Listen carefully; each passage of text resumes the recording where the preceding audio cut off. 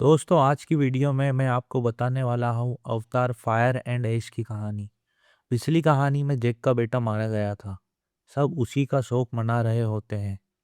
Jack की पत्नी इंसानों से अब बहुत ज़्यादा नफरत करती है, क्योंकि इंसानों की वजह से उसका बेटा मारा गया था। साथ ही इन्हें पता है कि इंसान दोबारा से इनके ऊपर हमला करेंगे। इसीलिए जितने भी हथियार पिछले युद्ध में पानी के नीचे दफन हो गए थे, जैक अपने परिवार के साथ उन्हें ढूंढने के लिए निकलता है और लीडर के पास ले जाता है। पर लीडर बिल्कुल खुश नहीं होता।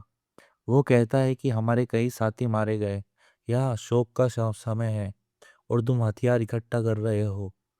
पर जेक और बाकी सभी को पता है कि जल्दी इंसान दोबारा से हमला करेंगे। जेक उसी युद्ध की तैयारी कर रहा है।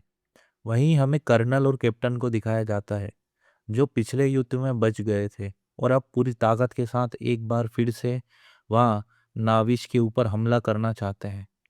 वो देखते हैं कि समंदर में किसी भी नाविक की डेड बॉडी नहीं है। इससे उन्हें और भी गुस्सा आता है। वह समझ जाते हैं कि अधिकतर नाविक बच गए। वहीं जेक की पत्नी, जो अब तक शोक में डूबी हुई है, वह देखती है कि वहां पर बहुत सारे फ्लाइंग मर्चेंट शिप्स आए हैं। जेक के साथ मिलकर वहाँ फैसला करती है कि वह कर्नल के बेटे को यानी कि स्पाइडर को इंसानों के स्पेसशिप में वापस भेज देंगे, क्योंकि यहाँ का वातावरण उसके अनुकूल नहीं है। कभी कभी जब उसके मांस की बैटरी खत्म हो जाती है तो उसे सांस लेने में बहुत तकलीफ होती है। जेक के बच्चे इसके लिए राजी नहीं होते। वह समझता है कि उसे वहाँ जाना ही होगा। यह मेरा फैसला है। और अब वो मर्चेंट्स के लीडर से बात करता है, जो शुरू में तो इन्हें अपने साथ नहीं ले जाना चाहता, पर बाद में वह जेक की बात मान लेता है। दरअसल जेक अपने परिवार के साथ स्पाइडर को स्पेसशिप तक छोड़ना चाहता है। वहीं कर्नल को यह बात पता चल जाती है कि जेक अपने परिवार के साथ मर्चेंट्स के फ्लाइंग स्पेसशिप में है। कर्नल को इससे बहुत खुशी होती है, क्योंकि अब वह जेक के परिवार के साथ उसका खात्मा कर देगा। पर इससे पहले ही कि कर्नल इन तक पहुंचता, मर्चेंट्स के स्पेसशिप पर नाविक का एक कबीला, जिसका नाम मैगवेन है, वो ज्वालामुखी के आसपास रहते हैं, जो माँ एवा को भी नहीं मानते, इनके ऊपर हमला कर देते हैं। इस कबीले की लीडर का नाम वरांग है, जो कि बहुत ही खतरनाक है। वो मर्चेंट्स के स्पेसशिप पर आग लगा देते हैं, उन्हें लूट लेते हैं, सर्वाइवर्स को मार देते हैं। जेक की पत्नी के पैर पर तीर लग जाता है, जिससे वह जंगल में इनसे अलग हो जाती है। साथ ही जेक के तीनों बच्चे भी उससे अलग हो चुके हैं। स्पाइडर के मास्क की बैटरी खत्म हो रही है। अब उसके पास कोई दूसरा मास्क नहीं है, क्योंकि वही मर्चेंट के स्पेसशिप पर छूट गया था। और अगर उसके मास्क की बैटरी खत्म हो गई तो उसकी मृत्यु हो जाएगी। वहीं जेक को दिखाया जाता है कि उसके पास स्पाइडर का दूसरा मास्क है। वो स्पाइडर के लिए बहुत ज़्यादा परेशान होता है, पर इससे पहले कि वह स्पाइडर तक पहुंचता, कर्नल उस तक पहुंच जाता है। कर्नल उसे मारना चाहता है, पर जेक उसे बताता है कि स्पाइडर के पास एक ही मास्क है, जिसकी बैटरी खत्म होने वाली है। और अगर बैटरी खत्म हो गई तो तुम्हें पता है कि उसका क्या होगा। स्पाइडर कर्नल का ही बेटा है, इसीलिए वह तय करता है कि जेक के साथ मिलकर वह अपने बेटे को ढूंढेगा। वहीं स्पाइडर की हालत बहुत ज़्यादा खराब हो चुकी है। वह अपनी ज़िंदगी की आखिरी सांसें ले रहा है। जेक के बेटे ने उसे उठाया होता है। जेक की बेटी किरी कहती है कि उसे सॉलिड ग्राउंड पर रख दो। और तभी वहां पर आत्माओं के पेड़ का एक फूल आता है। वो स्पाइडर के मांस को हटाकर फूल को स्पाइडर के मुंह में अंदर डाल देती है। और यहाँ पर जो पेड़ों की जड़ें होती है, उनसे वह आत्माओं की दुनिया से कनेक्ट हो जाती है। उसका दिमाग दूसरी दुनिया में चला जाता है और कुछ ही देर बाद वह बेहोश हो जाती है। सब कुछ शांत हो चुका है। ऐसा लगता है कि स्पाइडर की मृत्यु हो चुकी है और अगले पल उसकी आंख खुल जाती है। माँ एवा ने अपनी शक्तियों से उसे इस प्लानेट पर सांस लेने की शक्ति दे दी थी, यानी कि अब उसे किसी मांस की जरूरत नहीं है। यहाँ सबके साथ बहुत खुश होते हैं और खुशी से जब वह शोर मचा रहे होते हैं तो वरांग अपने कबीले के साथ यहाँ पर पहुंच जाती है। और जब वह स्पाइडर को देखती है कि बिना मास्क के वह सांस ले सकता है, तो पूरी तरह हैरान हो जाती है। किवी उसे बताती है कि माँ एवा की वजह से ऐसा हुआ है। पर यहाँ कबीला माँ एवा को नहीं मानता। वो माँ एवा का मजाक उड़ाती है और अब यहाँ पर जेक और कर्नल पहुंच जाते हैं। जेक कर्नल से कहता है कि मेरे हाथ खोल दो वरना यहाँ कबीला स्पाइडर को मार देगा। वो स्पाइडर को बचाने के लिए आता है पर उसे पकड़ लिया जाता है। इसके बाद कर्नल भी अपने बेटे को बचाने के लिए आता है। उसके हाथ में गन होती है जिससे वहाँ गोलियां चला रहा होता है, पर उसे भी जल्द बंदी बना लिया जाता है। और अब वरांग चाहती है कि उसे भी गन चलाना सिखाया जाए, जिसके बाद उसे गन चलाना सिखाया जाता है, जिससे वरांग बहुत खुश होती है और अब वह अपने कबीले वालों से कहती है कि हमें इनकी कोई ज़रूरत नहीं है, इन सबको मार दिया जाए। पर कीवी एक बार फिर से पेड़ों की जड़ों से नेचर से कनेक्ट हो जाती है और वहां पर कुछ पौधे वरांग के कबीले के ऊपर हमला कर देते हैं। और इसी मौके का फायदा उठाकर जेक अपने हाथों को खोलकर अपने बच्चों और कर्नल के साथ पानी के रास्ते यहाँ से भाग जाता है। दूसरी तरफ हमें जेक की पत्नी को दिखाया जाता है जो होश में आ जाती है। दरअसल उसके कुछ पुराने साथियों ने उसे बचा लिया होता है और अब वह अपने बच्चों को ढूंढना चाहती है, इसीलिए वह अपने बच्चों की तलाश में निकल जाती है। वहीं जे कर्नल को समझाने की कोशिश करता है कि तुम्हें इस प्लानेट को नुकसान नहीं पहुंचाना चाहिए, पर कर्नल उसकी बात नहीं मानना चाहता। जैक कहता है कि मैंने तुम्हारे बेटे की यानी स्पाइडर की बहुत अच्छी परवरिश की है और वह कभी तुम्हारे जैसा नहीं बनेगा। पर कर्नल को ऐसा नहीं लगता। उसे लगता है कि वह भी उसी में से एक है। वह हमेशा इंसानों का साथ देगा। अगली सुबह हमें दिखाया जाता है कि जेक की पत्नी जेक और अपने परिवार तक पहुंच जाती है। यहाँ सब बहुत खुश होते हैं। इसके बाद जेक अपने परिवार के साथ यहाँ से निकल जाता है। कर्नल भी अपने स्पेसशिप में वापस पहुंच जाता है। वहीं कीवी के दिमाग में बहुत सारे सवाल हैं कि किस तरह से उसे स्पाइडर को इस दुनिया में सांस लेने लायक बनाया। वहाँ इन सवालों के जवाब के लिए एक बार फिर से इस प्लानेट की शक्तियों से कनेक्ट होने लगती है, पर उसे कोई जवाब नहीं मिलता। इसीलिए वह अपने मॉम डैड के पास जाती है और कहती है कि मुझे पूरा सच जानना है। और अब उसे बताया जाता है कि तुम दरअसल डॉक्टर ग्रेस की बेटी हो, जो कि एक बायोलॉजिस्ट थी। वो एक बहुत ही अच्छी इंसान थी। हमने उसे बचाने के लिए माँ एवा से कनेक्ट किया था, पर बहुत देर हो चुकी थी, इसीलिए हम उसे बचा नहीं पाए और हमें पता चला कि उसके गर्भ में तुम हो, जो कि एक तरह का माँ एवा का आशीर्वाद था। तुम्हारा कोई बायोलॉजिकल फादर नहीं है, तुम माँ एवा की बेटी हो। और तभी जेक कहता है कि मुझे इससे कोई फर्क नहीं पड़ता, तुम मेरी बेटी हो और हमेशा मेरी बेटी रहोगी। वही हमें जेक की पत्नी को दिखाया जाता है जो इस बात से बहुत ज़्यादा परेशान होती है कि स्पाइडर को लेने के लिए इंसान आएंगे और किसी भी कीमत पर यहाँ पता लगा लेंगे कि वहाँ प्लानेट पर बिना मास्क के सांस कैसे लेता है। और अगर उन्हें पता चल गया तो इंसान इस प्लानेट पर पूरी तरह से अपना कब्जा कर लेंगे और धीरे धीरे जितने भी नाविज हैं वहाँ सब के सब मारे जाएंगे। इसीलिए जेक से कहती है कि हमें स्पाइडर को मारना होगा, पर जेक ऐसा करने से मना कर देता है क्योंकि स्पाइडर को यहाँ अपना बेटा मानता है। दूसरी तरफ हमें समुंदर में कुछ इंसानों को दिखाया जाता है जो अब भी उस क्रिएचर का शिकार कर रहे होते हैं जिसका नाम टुलकुन है, जिसके दिमाग के अंदर ये खास तरह का लिक्विड निकालकर यहाँ इंसानों की उम्र को बढ़ा सकते हैं। साथ ही लीडर अपने लोगों के साथ एक मीटिंग करता है और वह कहता है कि पानी का जो सबसे बड़ा क्रिएचर है पाइकन, उसकी वजह से इंसान हमारे ऊपर हमला कर रहे हैं। उसने उनके शिप के ऊपर हमला किया था, इसीलिए अब हम उसे अपने आसपास नहीं रहने देंगे। वह पाइकन को यहाँ से दूर जाने के लिए कहते हैं। हालांकि जेक का बेटा ऐसा नहीं चाहता क्योंकि पाइकन उसका दोस्त है। वह लीडर से कहता है कि पाइकन हमारे साथ मिलकर लड़ सकता है, पर जेक अपने बेटे को अपने साथ ले जाता है और कहता है कि अगर तुमने पिछली बार मेरी बात नहीं मानी होती तो अब भी तुम्हारा भाई जिंदा होता।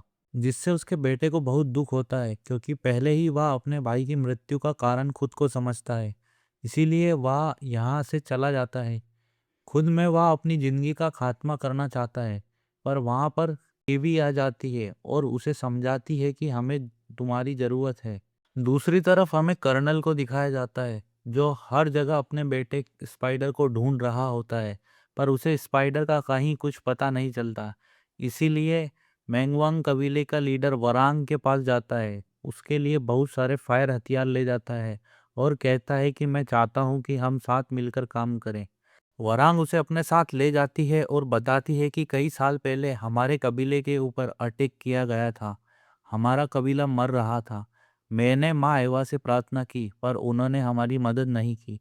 जिसके बाद मैंने आग की प्रार्थना की।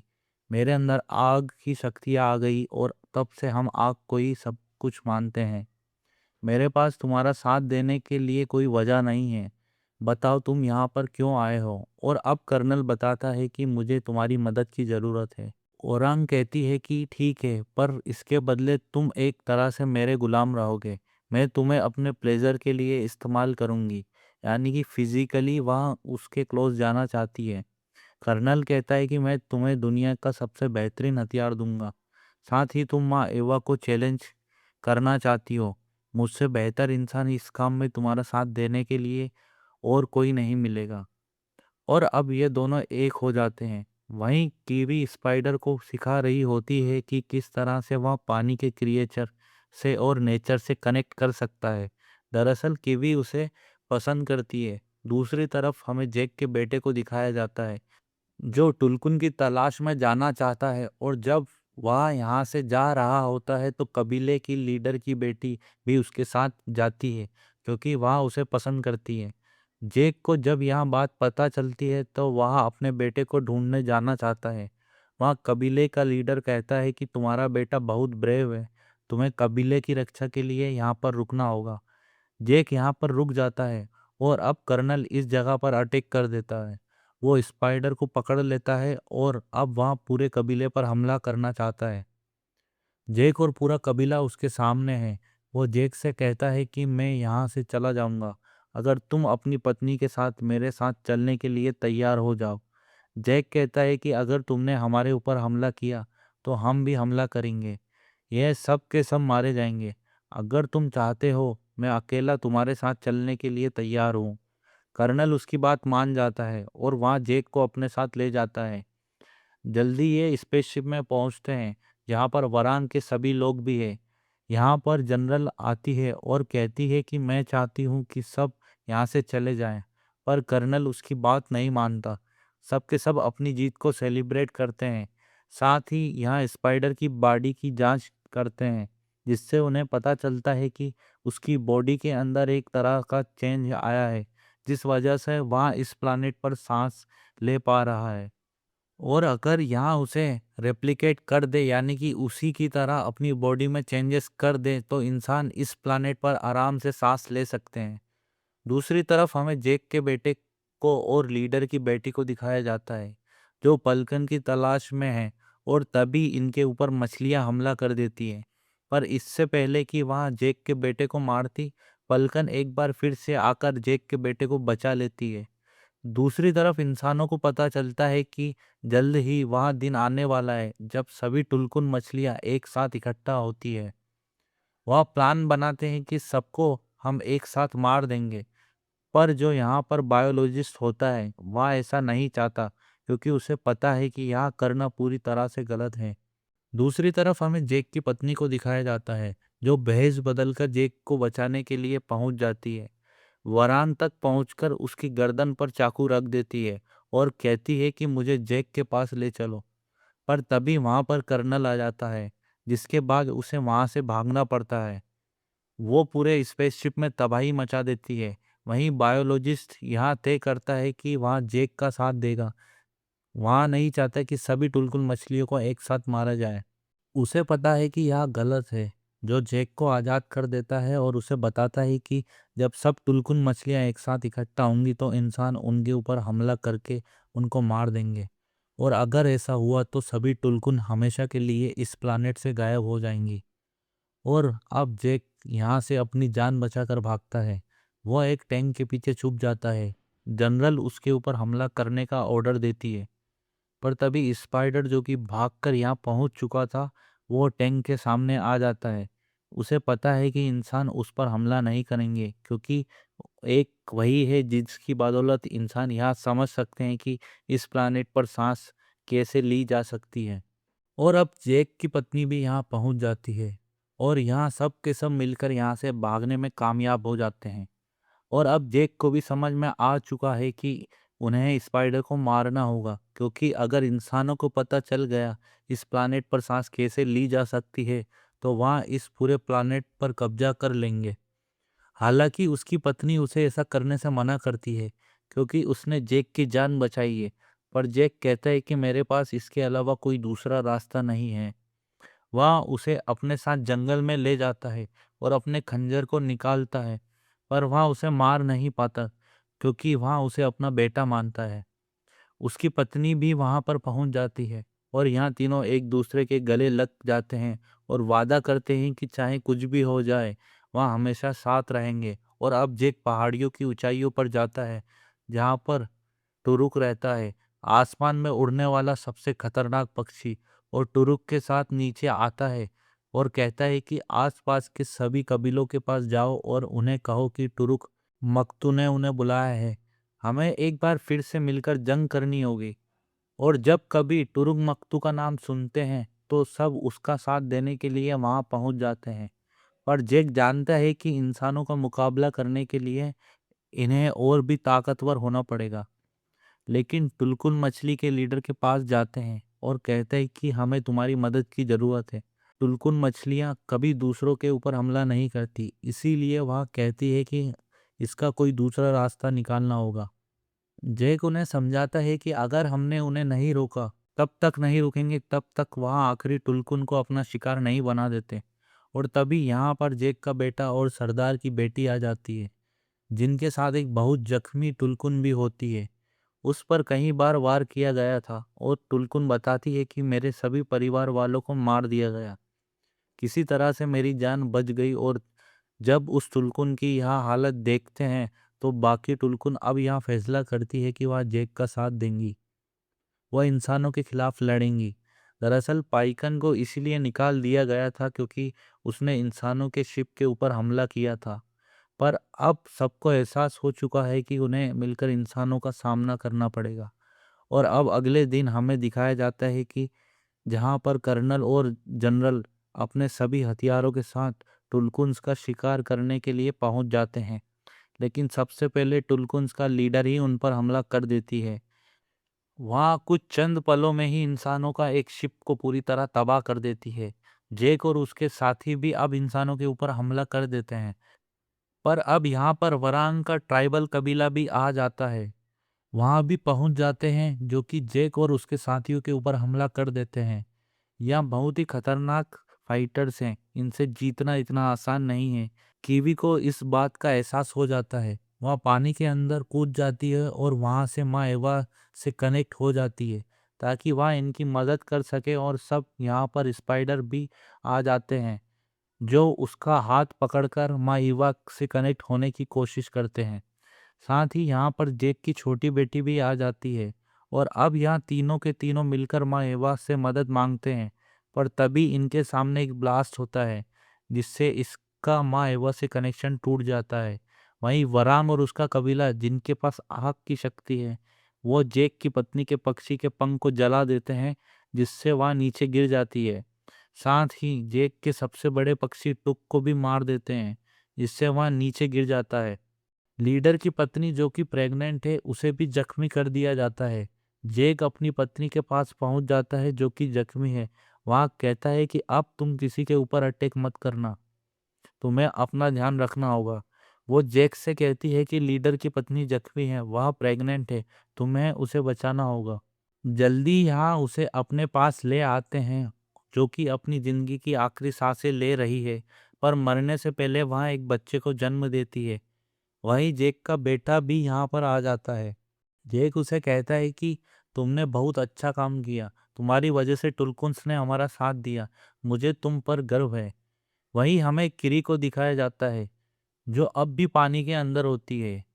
वो माँ एवा से कनेक्ट हो जाती है जिसके बाद पानी की गहराइयों से बहुत सारे क्रिएचर्स ऊपर आते हैं जो कि कीवी की हर बात मानते हैं। और अब कीवी उन्हें ऑर्डर देती है कि ऊपर जितने भी दुश्मन हैं उन सबको निस्त नाबूद कर दो।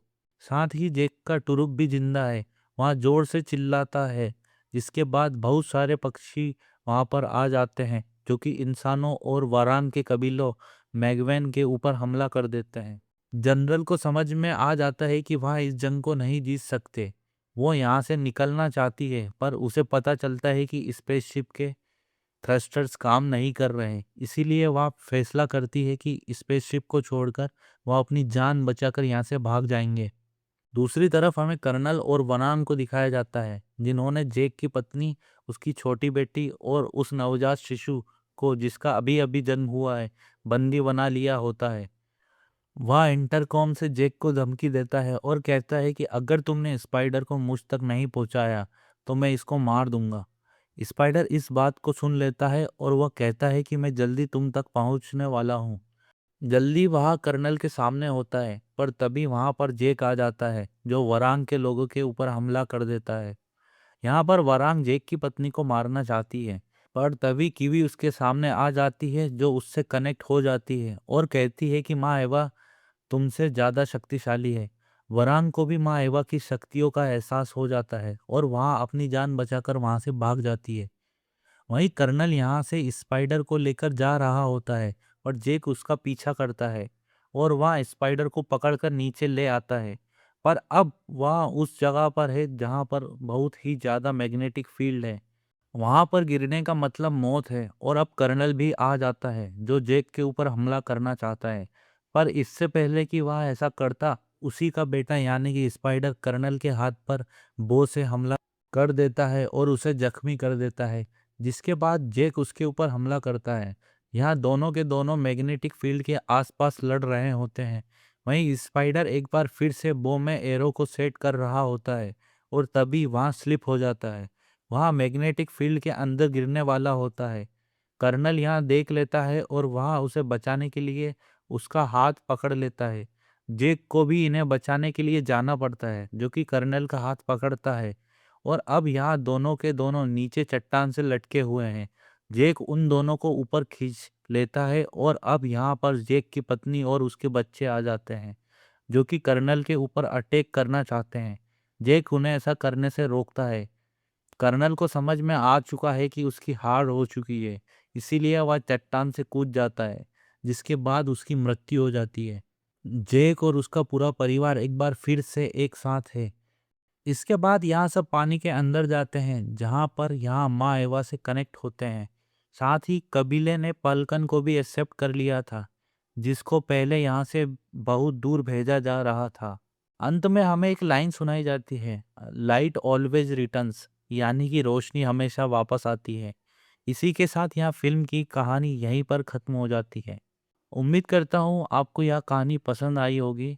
कृपया मेरे चैनल को प्लीज़ प्लीज़ लाइक शेयर करें और सब्सक्राइब करें। Thank you for watching.